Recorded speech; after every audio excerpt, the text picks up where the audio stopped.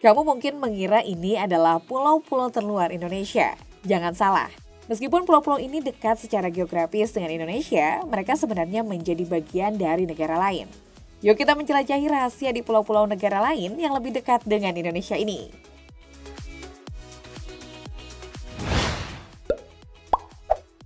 Mulai dari Kepulauan Andaman dan Nicobar yang secara geografis terletak cukup dekat dengan Indonesia. Bahkan hanya sekitar 150 km dari Provinsi Aceh, Sumatera. Mirip jarak Jakarta ke Bandung.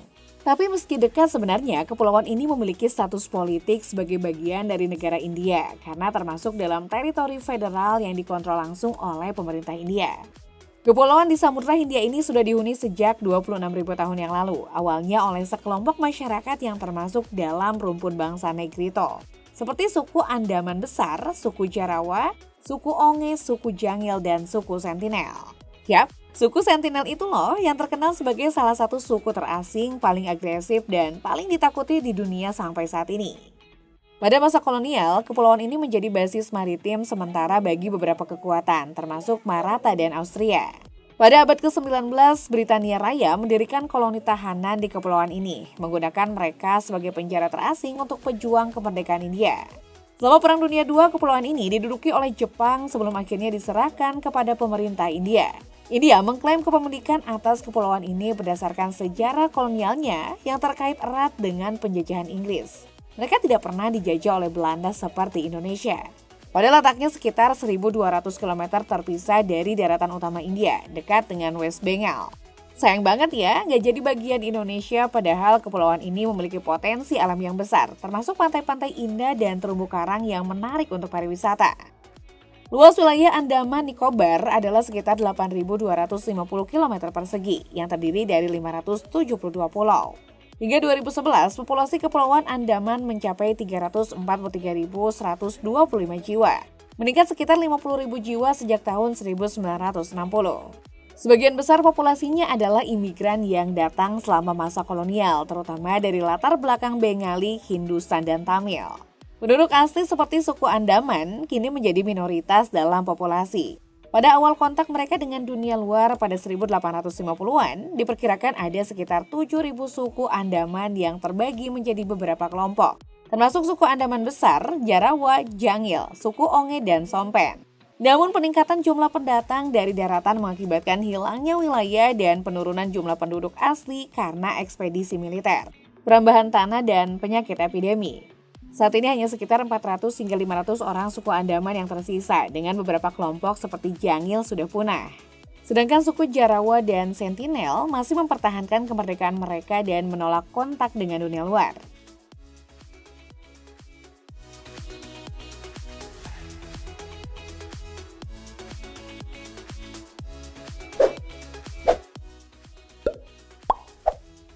Sekarang mari kita berpindah ke Christmas Island, kalau dalam bahasa Indonesia ya Pulau Natal.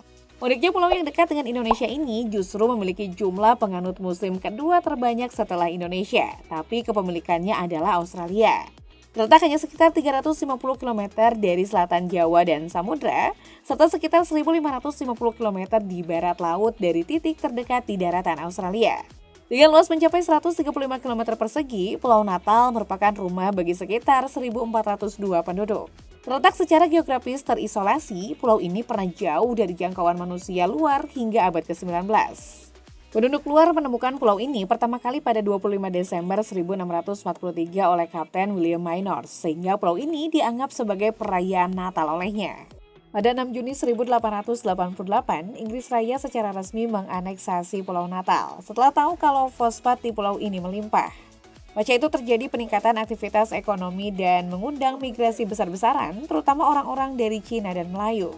Namun masa Perang Dunia I membawa tantangan baru bagi Pulau Natal. Penambangan fosfat terhenti dan pulau ini menjadi pusat konflik dengan Jepang.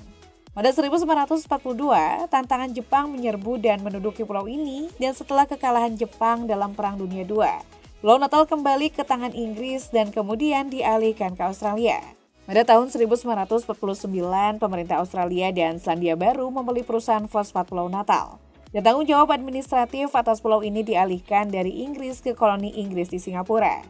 Akhirnya pada tahun 1958, Australia mengakuisisi kedaulatan penuh atas Pulau Natal, membayar kompensasi kepada Inggris sebesar 2.800.000 pound sterling. Pulau Natal menjadi rumah bagi beragam etnis, budaya, dan agama. Meskipun tidak memiliki penduduk asli, sebagian besar warganya adalah imigran yang berasal dari berbagai negara. Pulau Natal juga memiliki daya tarik wisata yang menarik. Salah satu fenomena alam yang menarik adalah migrasi kepiting merah terbesar di dunia, yang terjadi pada akhir November hingga Desember setiap tahunnya.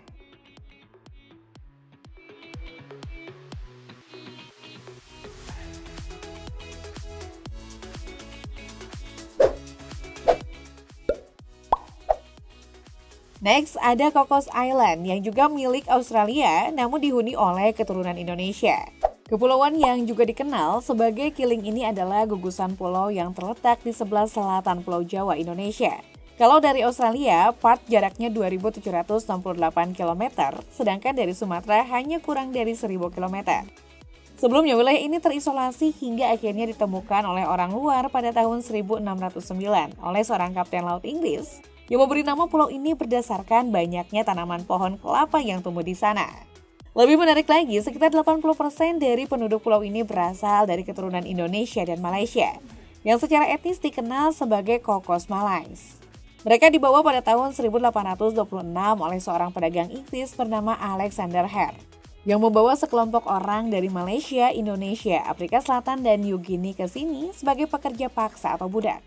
Selama 150 tahun di bawah kekuasaan dinasti Clunies-Ross, mereka mengembangkan budaya dan dialek yang unik, bahkan mengadopsi tarian dan musik Skotlandia dalam kesenian mereka. Wilayah ini terdiri dari 2 atol dan 27 kepulauan koral. 2 pulau terbesarnya yaitu Home Island dan West Island merupakan tempat tinggal bagi sekitar 450 penduduk asli Cocos Malays. Sedangkan pulau-pulau lainnya dikelola untuk keperluan wisata dan sekarang meski menjadi warga negara Australia, sebagian dari mereka sebenarnya terus berjuang untuk diakui sebagai orang asli atau indigenous oleh pemerintah Australia. Kepulauan Cocos menawarkan berbagai aktivitas wisata seperti menyelam di salah satu dari 25 situs penyelam yang beragam dan tidak terlalu ramai.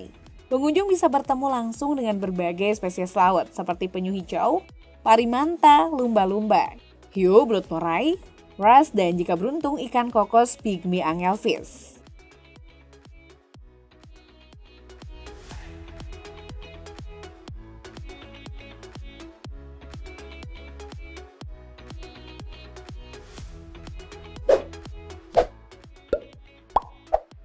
Terus ada Pulau Ashmore dan Cartier atau yang dikenal juga sebagai Pulau Pasir. Ashmore dikenal sebagai karang sedangkan Cartier dianggap sebagai pulau. Ini adalah gugusan karang yang terletak di Samudra Hindia dan Laut Timur. Lokasinya sekitar 320 km dari pantai barat Laut Australia dan sekitar 170 km dari Pulau Rote, Indonesia. Namun karena hanya memiliki sedikit vegetasi, rumput pulau ini menjadi tidak berpenghuni secara permanen. Sejarah kepulauan dengan luas total sekitar 583 km persegi ini dimulai ketika Samuel Ashmore pertama kali mencapainya pada tanggal 11 Juni 1811. Namun sebelumnya, kepulauan ini secara rutin dikunjungi oleh para nelayan Indonesia sejak awal abad ke-18. Perjanjian pada tahun 1974 antara Australia dan Indonesia yang dikenal sebagai Memorandum of Understanding atau MOU mengatur hak akses nelayan tradisional Indonesia ke perairan di sekitar Kepulauan Ashmore dan Cartier. MOU ini memungkinkan nelayan Indonesia untuk mengunjungi wilayah ini untuk mendapatkan perlindungan, air tawar, dan akses ke situs kuburan.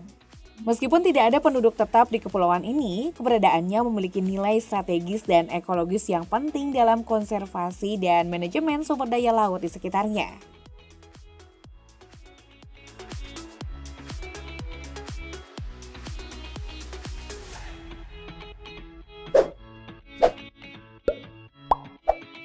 Berikutnya ada Federasi Mikronesia yang terletak di Samudra Pasifik, merupakan gugusan karang yang terdiri dari lebih dari 600 pulau dan pulau kecil di Kepulauan Caroline.